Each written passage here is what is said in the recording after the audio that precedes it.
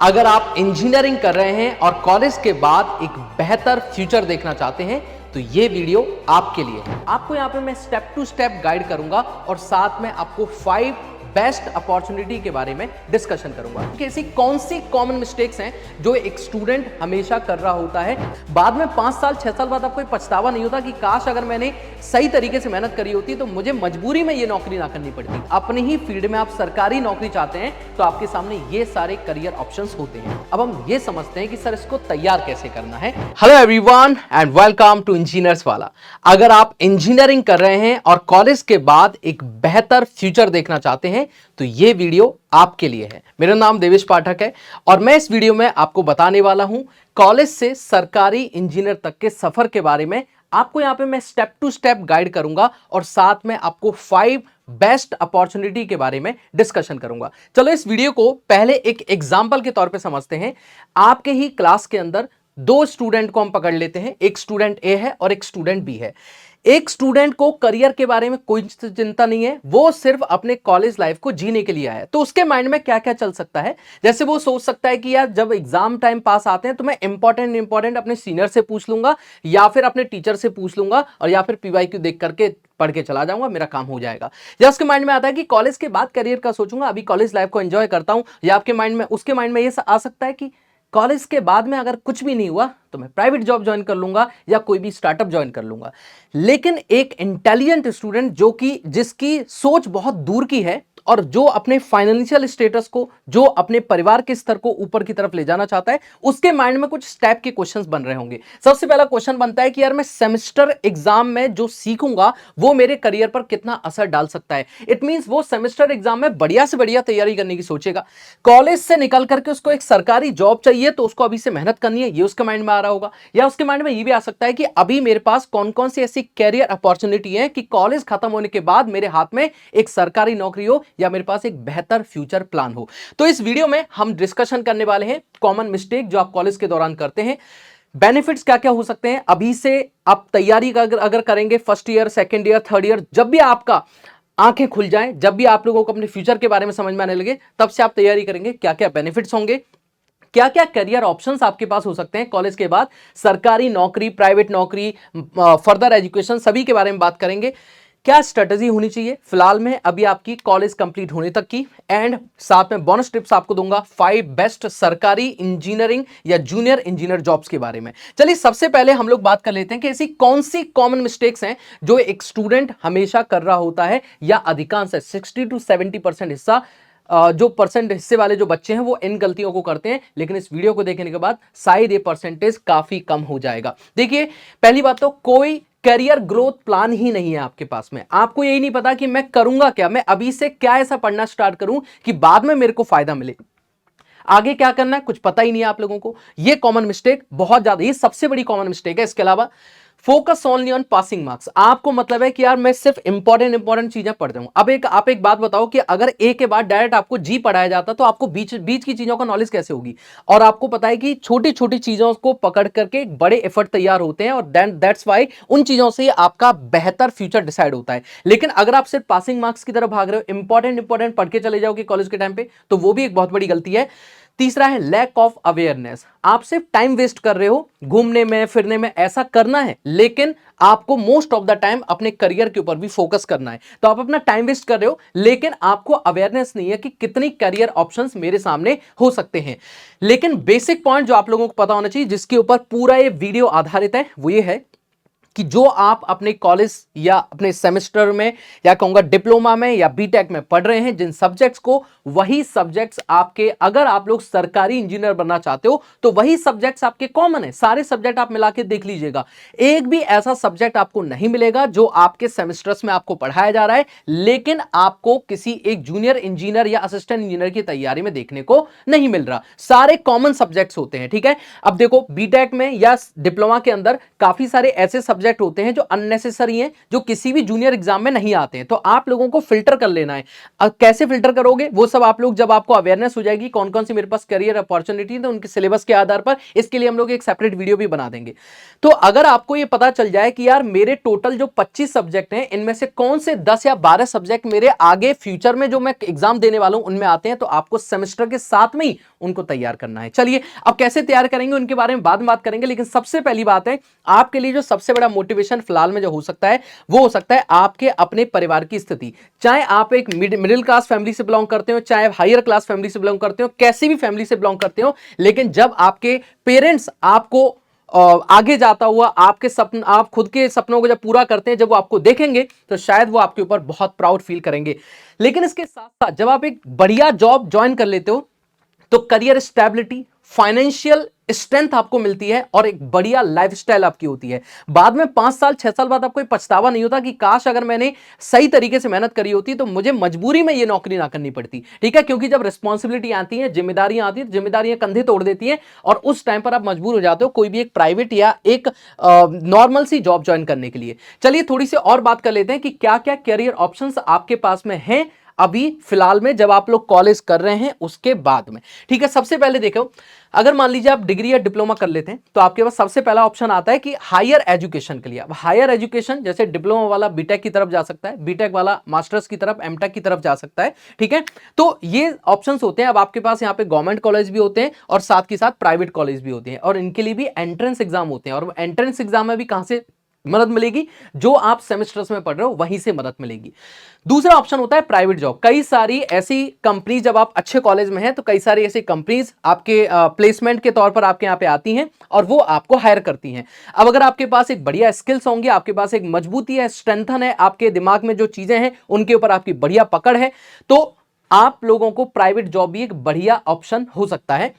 लेकिन अब मैं बात करूंगा सरकारी इंजीनियर के बारे में। जब आप एग्जाम दे लेते हो अपने सेमेस्टर्स के, तो उसके बाद में अक्सर आप लोगों ने इन एग्जाम्स के नाम सुने होंगे, SSC JEE, RRB, DDA, NHPC, यूपीट्रिपलएससी, स्टेट जेईई, ऐसे बहुत सारे एग्जाम्स के नाम आप लोगों ने सुने होंगे। तो अगर आप सरकारी इंजीनियर की तरफ जाना चाहते हैं, अपने ही फील्ड में आप सरकारी नौकरी चाहते हैं, तो आपके सामने ये सारे करियर ऑप्शंस होते हैं। एक एक करके इनके बारे में भी डिस्कशन करूंगा।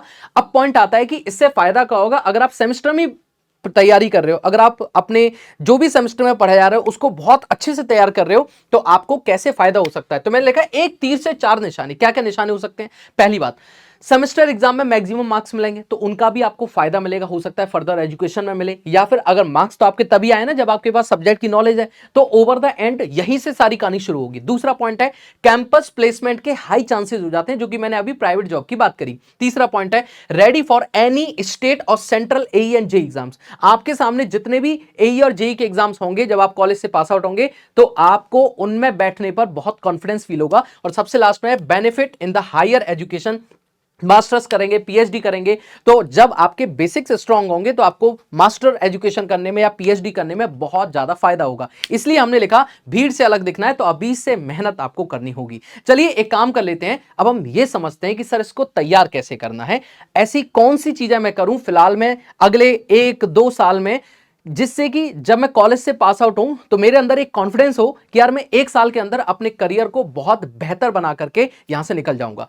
पॉइंट है नेक्स्ट 2 इयर्स में आपके क्या प्लान होने चाहिए। अभी नेक्स्ट 2 ईयर अपने अकॉर्डिंग आप इसको, जिस भी सेमेस्टर में आप इसको देख रहे हैं उसके अकॉर्डिंग आपके फाइनल ईयर तक का आप प्लान इससे डिसाइड कर सकते हैं। मैंने एक 50-50 रूल रखा है। What is the 50-50 rule? तो सबसे पहले समझते हैं।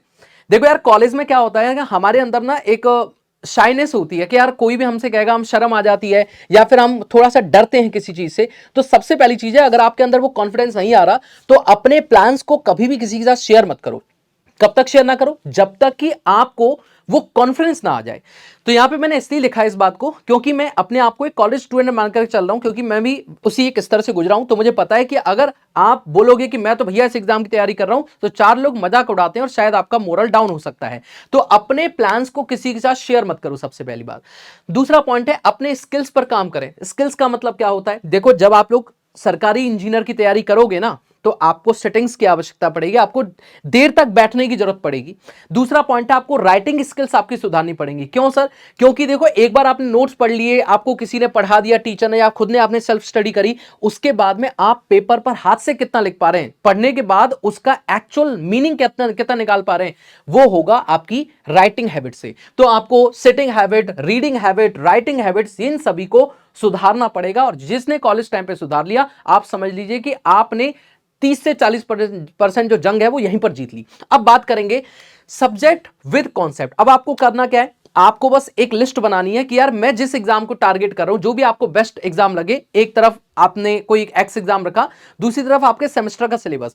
हो सकता है कोई सब्जेक्ट जो एग्जाम के सिलेबस में जो भी सब्जेक्ट दे रखे हैं, फॉर एग्जांपल मैं एसएससी जेईई की बात कर लेता हूं, एसएससी जेईई में मान लो 10 सब्जेक्ट हैं। अब उन 10 सब्जेक्ट में से हो सकता है 3 सब्जेक्ट आपको थर्ड सेमेस्टर में, 2 सब्जेक्ट आपको फोर्थ में, 3 सब्जेक्ट आपको फिफ्थ में, इस तरीके से दे रखे होंगे, मान लेते हैं हम लोग। तो आपको करना क्या है, जो भी सब्जेक्ट आपके उस गवर्नमेंट एग्जाम में आने वाला है, आपको उसको बेसिक से पढ़ना है। बेसिक से पढ़ने का मतलब है कि एक बार अपने सब्जेक्ट को ढंग से पढ़ा, कॉलेज में भी ढंग से पढ़िए, खुद से ढंग से पढ़िए, उसके बाद उसके क्वेश्चन सॉल्व करिए जो आपके सेमेस्टर में आएंगे। इसके अलावा मार्केट में जिस भी एग्जाम की तैयारी कर रहे हो उसके पीवाईक्यूज अवेलेबल हैं, उनको भी अभी से तैयार करना शुरू करिए। इससे आप 50% तैयारी तो आपकी यहीं पर कर लेते हो। इससे ही होगी सबसे ज्यादा तैयारी, क्योंकि जब तक बेसिक स्ट्रांग नहीं होंगे ना, तब तक बाकी तैयारी को करने का कोई मतलब नहीं। आप डायरेक्ट पीवाई की सॉल्व करोगे, कुछ फायदा नहीं होगा। बेसिक स्ट्रांग करें, आगे जाएं। देन उसके बाद आप शॉर्ट नोट्स बनाइए, क्योंकि देखो शॉर्ट नोट से होगा क्या, और अपने हाथ से लिखे हुए शॉर्ट नोट। शॉर्ट नोट का मतलब ये नहीं कि छोटा छोटा लिखना, शॉर्ट नोट का मतलब है वो ऐसे इस तरीके का 2 या 3 पेज में एक कंटेंट तैयार करना, जिससे कि आपका जब मन करे आप 5 या 10 मिनट के अंदर पूरे चैप्टर को रिवाइज कर सकते हैं। अपनी हैंड रिटन नोट्स अगर आप बनाओगे शॉर्ट नोट्स, तो आपको बहुत फायदा देंगे और ये आपकी तैयारी को लगभग 20% से और इंक्रीज कर देते हैं। आगे बात करेंगे मल्टीपल चॉइस क्वेश्चन यानी कि पीवाईक्यूज। बहुत सारी बुक्स मार्केट में अवेलेबल हैं। अगर आप कहेंगे तो इसी चैनल के ऊपर बेस्ट बुक्स कौन सी है उनका भी एक वीडियो अपलोडेड है। बात करेंगे मल्टीपल चॉइस क्वेश्चन, जिसमें आप पीवाईक्यू को भी इंक्लूड कर सकते हैं, जिससे कि आपको पता चले कि मैं जिस एग्जाम की तैयारी कर रहा हूं उसमें मेरे सेमेस्टर में जो पढ़ रहा हूं मैं, उससे कितनी चीजें मैच कर रही हैं और कितना फायदा हो रहा है। तो आप लोगों को वहां पे एक रियल टाइम प्रैक्टिस होगी, जिससे कि आपको पता चल जाएगा कि एग्जाम के लिए कितना डेप्थ तक मुझे और पढ़ने की जरूरत पड़ेगी। नेक्स्ट है prepare subject according to your semester. जैसे मान लीजिए आपके सेमेस्टर में 3 ऐसे सब्जेक्ट हैं जो उस पर्टिकुलर एग्जाम के सिलेबस से मैच कर रहे हैं, तो सेमेस्टर में तैयार कर लो। आपको लग रहा है कि भाई आप एक ही सेमेस्टर में सारे सब्जेक्ट तैयार कर लोगे, पॉसिबल नहीं है, बर्डन होता है। कॉलेज के भी काफी सारे असाइनमेंट होते हैं, कॉलेज की क्लासेस होती हैं, सेमेस्टर एग्जाम्स होते हैं, बहुत सारी चीजें होती हैं। तो आप जो सेमेस्टर चल रहा है उसमें जो भी सब्जेक्ट आप पढ़ रहे हैं उसी को साथ के साथ तैयार करें, ये आपके पास एक अच्छा ऑप्शन हो सकता है। तो ये मैंने स्ट्रेटेजी आपको बताई। अब हम बात करते हैं किस टाइप के क्वेश्चन की आप प्रैक्टिस कर सकते हैं। तो आप डायरेक्ट डेटाबेस क्वेश्चन आते हैं बहुत सारे जेईई एग्जाम्स के अंदर, स्टेटमेंट बेस्ड क्वेश्चन को तैयार कर सकते हैं, न्यूमेरिकल क्वेश्चन की तैयारी कर सकते हैं, assertion and reason, true and false and match the column. ये इस सभी टाइप के क्वेश्चन आपको कोई भी एई या जेईई एग्जाम के अंदर देखने को मिलते हैं। ये आपके पास में मैंने बता दिया। जब आप सेमेस्टर एग्जाम की तैयारी करें तो उस टाइम पर इस टाइप के क्वेश्चन की प्रैक्टिस साथ साथ करते हुए चलें। बात कर लेते हैं कि आपके पास में कौन से ऐसे 5 बेस्ट इंजीनियरिंग एग्जाम है जो आपको जरूर ट्राई करने चाहिए। और अक्सर इनमें से काफी एग्जाम्स ऐसे हैं जिनको डिग्री और डिप्लोमा दोनों स्टूडेंट कर सकते हैं, और ऐसे भी एग्जाम्स हैं जो हर साल लिए जाते हैं। सबसे पहले बात करेंगे एसएससी जेईई। इसमें सिविल, मैकेनिकल, इलेक्ट्रिकल तीनों एलिजिबल है, डिग्री एंड डिप्लोमा। ये आपका जो पेपर है टोटल 500 नंबर का होता है। पहले सीवीटी 1 होगा 200 का, फिर सीवीटी 2 होगा 300 नंबर का, एंड डॉक्यूमेंट वेरिफिकेशन होगा, और इसमें कोई इंटरव्यू नहीं होता। ध्यान रखना, मैं जो भी एग्जाम आप लोगों को बता रहा हूं उनमें किसी में भी कोई भी इंटरव्यू नहीं है। अब एसएससी जेईई का जो पैटर्न है वो सीवीटी 1 का पैटर्न कुछ इस तरीके से है और सीवीटी 2 का पैटर्न कुछ इस तरीके से है, जहां पे आप देखेंगे तो रीजनिंग 50 नंबर की, जनरल अवेयरनेस 50 नंबर का, टेक्निकल 100 क्वेश्चन 100 नंबर के, इस तरीके से 200 क्वेश्चन 200 नंबर के होंगे। मोड ऑफ एग्जाम हिंदी और इंग्लिश रहेगा। टोटल 2 घंटे का पेपर होगा, 1/4 की नेगेटिव मार्किंग। जब आप इसको पास कर लोगे, सीवीटी 2 एग्जाम देना होगा। यहां पे पूरा टेक्निकल है, तो देखो आप टोटल टेक्निकल कितने का है, 100 मार्क्स का, और यहां पे 300, यानी कि 400 मार्क्स का। तो दोनों में मिलाकर के 500 में से टेक्निकल का ही पेपर है। तो अगर आप सेमेस्टर में ढंग की तैयारी करोगे तो यहां पे आपको सारी की सारी तैयारी सेमेस्टर की पूरी काम आने वाली है। ठीक है, चलिए बात कर लेते हैं दूसरी अपॉर्चुनिटी। इसका नाम है आरआरबी जेईई। रेलवे में अगर आप जूनियर इंजीनियर बनना चाहते हैं, डिग्री डिप्लोमा दोनों एलिजिबल है, सिविल, मैकेनिकल, इलेक्ट्रिकल और इलेक्ट्रॉनिक्स भी इसमें एलिजिबल है। इसके 4 स्टेप्स हैं। पहले CBT 1 होगा, फिर CBT 2 होगा, फिर डॉक्यूमेंट वेरिफिकेशन और कुछ स्पोर्ट्स पर मेडिकल एग्जाम भी होता है। बात कर लेता हूं CBT 1 की, तो ये आपका क्वालिफाइंग नेचर का है, लेकिन जो मेरिट बनेगी, जो आपका फाइनल रिजल्ट आएगा वो CBT 2 के आधार पर आएगा। अब देखो इसका एग्जाम पैटर्न क्या है। पहला जो पेपर है वो टोटली आपका नॉन टेक रहता है और दूसरा पेपर में टेक और नॉन टेक दोनों आएगा। इसका एग्जाम पैटर्न कुछ इस तरीके का है, आप इसको देख सकते हैं और इसका स्क्रीनशॉट लेकर के आराम से पढ़ सकते हैं। नेक्स्ट एग्जाम की बात कर लेते हैं BTS CJE। अगर आप बिहार के रहने वाले हैं, आपके लिए बहुत बेस्ट अपॉर्चुनिटी है। हालांकि इसमें इंडिया के हर एक स्टेट से, मैं जितनी भी वैकेंसी बता रहा हूं, आप इंडिया में किसी भी स्टेट से इस फॉर्म को फिल कर सकते हैं, बस एक जॉब को छोड़कर के। इसके बारे में आगे बात करेंगे। BTSC बिहार में जूनियर इंजीनियर के लिए बात कर रहे हैं हम लोग। लगभग 4000 के आसपास वैकेंसी इस साल ही देखने को मिली है, 2026 के अंदर। सिविल, मैकेनिकल, इलेक्ट्रिकल तीनों के लिए पोस्ट आती है। एक ही पेपर होता है, डॉक्यूमेंट वेरिफिकेशन, उसके बाद आप लोग जेई बन जाते हो। देखो इसमें जो टोटल आपके पास पेपर रहेगा, उसमें अगर मैं बात करूंगा, टोटल 100 नंबर का आपके पास में पेपर रहता है। और 100 नंबर में जो इसमें सबसे अच्छी बात पता है क्या है, जो 3 साल में आपने अपने सेमेस्टर में पढ़ा, सेमेस्टर डिप्लोमा, ये सिर्फ और सिर्फ ध्यान रखना, ये आपके लिए डिप्लोमा वाले स्टूडेंट के लिए मेनली ये पोस्ट होती है। जो भी आपने सेमेस्टर एग्जाम में पढ़ा वही आपको देखने को मिलेगा। ये आप लोगों के पास सिर्फ डिप्लोमा के लिए होती है। मैं इसको थोड़ा ठीक कर देता हूं, मिनिमम डिप्लोमा होना चाहिए आपके पास में, ठीक है, डिग्री के लिए नहीं है ये। तो आपके पास अगर डिप्लोमा है और 3 साल में जो आपने पढ़ा वही सेम टू सेम सिलेबस आपको देखने को मिलेगा आपके एग्जाम के अंदर। 100 नंबर का टोटल पेपर होता है, एक पेपर के बाद आपका सिलेक्शन हो जाएगा। अब हम बात कर लेते हैं DDJE के बारे में। दिल्ली का एग्जाम है, सेंट्रल एग्जाम में कोई भी पोस्ट इस पोस्ट के लिए अप्लाई कर सकता है। डिग्री, डिप्लोमा दोनों एलिजिबल है। सिविल, मैकेनिकल, इलेक्ट्रिकल तीनों कोर ब्रांच एलिजिबल है। कंप्यूटर बेस्ड टेस्ट होता है, सिर्फ एक टेस्ट होता है 150 नंबर का। डॉक्यूमेंट वेरिफिकेशन हो जाएगा, सेलेक्ट हो जाएंगे आप। एग्जाम पैटर्न कुछ इस तरीके से, नेगेटिव मार्किंग, टाइमिंग, लैंग्वेज, किस फॉर्म में होगा, कौन से सब्जेक्ट कितने मार्क्स का है, मैंने हर एक चीज को यहाँ पे इंक्लूड किया हुआ है। इसमें कोई कैलकुलेटर अलाउड नहीं है। इवन इसमें से किसी भी एग्जाम में कोई कैलकुलेटर अलाउड नहीं है, बस SSC JEE के CBT 2 में आपको कैलकुलेटर अलाउड होता है। बात कर लेते हैं तीसरे एग्जाम, नेक्स्ट एग्जाम के बारे में, that is UP SSC JEE। UP के लिए बहुत कमाल की वैकेंसी है ये, 4000 से भी ज्यादा वैकेंसी 2024 में देखने को मिली थी। डिप्लोमा, डिग्री दोनों के लिए है। सिर्फ इसमें एक ही एग्जाम होता है, लेकिन उससे पहले एलिजिबिलिटी टेस्ट के तौर पर इसमें PET एग्जाम आपको देना होगा, जो सिर्फ यूपी में होता है। और उसके बाद में आप इस एग्जाम में बैठेंगे। एग्जाम का जो पैटर्न है वो कुछ इस तरीके से है। टोटल मिलाकर के 100 मार्क्स का पेपर होगा, 65 का टेक्निकल, कंप्यूटर आपके पास 15 नंबर का, जनरल अवेयरनेस यूपी की आपके पास 20 नंबर की। ये 2 घंटे का पेपर होगा, हिंदी और इंग्लिश के अंदर, 1/4 की नेगेटिव मार्किंग और वर्चुअल कैलकुलेटर अलाउड होगा, ठीक है। तो ये थी आपके पास कैरियर अपॉर्चुनिटी। मैं पिछले 7 या 8 सालों से स्टूडेंट्स को गाइड कर रहा हूं for their government engineering exams. तो आप अगर मेरे साथ जुड़ना चाहते हैं तो मेरा ऑफिशियल टेलीग्राम चैनल है देवेश सर PW, जहां आप मेरे साथ ज्वाइन कर सकते हैं। यहाँ पे लगभग 65 हजार से भी ज्यादा स्टूडेंट कनेक्टेड हैं इस ग्रुप के ऊपर। तो मैं आप लोगों को बहुत अच्छे से गाइड करूंगा। अपना लक्ष्य याद रखें, अभी से अगर आप इस वीडियो को देख चुके हैं, अभी से एक अपना गोल डिसाइड करें, उसके लिए बहुत फाइट करें। थैंक यू सो मच, मिलेंगे नेक्स्ट वीडियो के अंदर। Bye bye.